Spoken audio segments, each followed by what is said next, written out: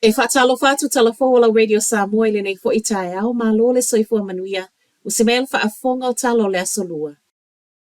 Ua whaailo mai le malo swinga fo e una ia i tangata i ngā luenga ma o le afo i nā alua ia i lava na nafi nisi o swinga nei. O le ana fofonga mai el pale mia Christopher Luxon whaapele minista o le Social Development Louise Abston a ia inga fo mo i lato o lo ma waina le benefiti o le job seeker ma o le swinga walo ia o le whaau ngale o le traffic light system e whaatu langa i tangata o lo ma waina le benefiti.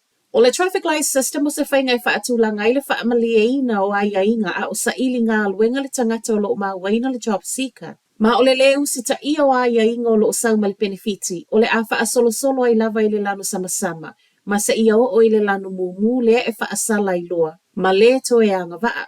O se whainga o saunole Ministeria Abston, o le amanino le iaisi tepu e tatauna whaamalia ina i le tangata o lo ma waina le benefiti o le job seeker a o sa ili ngā luenga ai. O le vaenga lona lua o le e whaatali le pasi o le tūlafono ma amata alo ia i loa i le amatanga o le tausanga asau. Ma o le swinga lea e ta iono ma sina ma toi whaatalo sanga le benefiti le nei o le job seeker. E ta tauona i eisa job seeker profile a le tangata o lo whaatalo sanga mo le benefiti. Ma le lona tolu o le o atu lea i le lua tausanga le umi e pipi i ai pea i le whaila o le tangata na leu si ta iala a o tala benefiti. Saunol pale mia, e le whetau i le talo le job seeker a o lea e le manao e savalia ai a inga o lo o mawai lea benefiti ma e le oni whainga tutusa ia pe awha atusa i tangata o lo o usu e ngā lulue matotongi la funga. Ai mai le ministal matanga luenga le o lo o ngawha ma le neipi to la au le tutongi no benefiti o se whainga o le auna ia i tangata i ngā luenga ma wha au popo le isi ma mawha i lunga o wha asalanga mō tangata le o lo o wha au peona leu si ta ia tuunga o lo o sau ma le benefiti. Aso atoa ana nafi alu atu wai mana po o fi nau leo ma le tamana i atau fia wha malosi isi tangata i to tonu o le whale i Nelson. Mai le te o le se fulu i le tae au na nafi wha ato a maua se toa i le lata i le lua i le waweao nei ma i reportia leo o le ua tau fia i lalo o la lato wa ainga le tama lima sfulma leono tau sanga le matua ta lia lo na tu la i luma o wha amsinonga i le so. O le whale Motueka Street leo lo reportia sa iei tangata to a whai to tonu. Ma o le umi e se fulu lima i tu lama le afa o le taimi lea na wha atawa na wai e leo le tama. O tangata to a whane i na ua wa i le wha matu ina mai i whafo matatoe ai na o le tama ua molia. Ma le tangata e to a tasi. Wha awhetai e wha awai ane le tama i le waweo nei. E le aise soifua na wha amanu ali ai. E o lava fo i le tangata to a tasi na totoe i to tonu o le whale.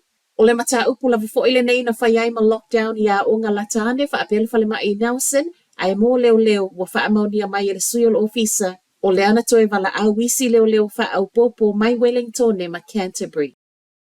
Ua soe nei ni usila le vaila au whangavao lea wa wha asai Amerika pita ai, o le wha o ngai ni usila nei. O le death valve o le DCPA herbicide, so le wha o ngai whangai fuala au whaisua pita ai, o le vaiaso tā luaina sa wele tā lau wa whaasa. E le Environment Protection Agency el malo tele o na ea a fia i pepe ele i whananau mai. I lea reporti na whaasa i lava malo ia i le taimi lava lea i le maketi. O lo o tu ufesilia i le Environment Protection Authority a New Zealand, pe ai sea. A o leo wa tele tau sanga o wha o ngā maile nei vai la au. Reporti o vai la au nei e tele i na wha o ngā ele au whaito ngā la au te tele lea e whaatau wa i le maketi.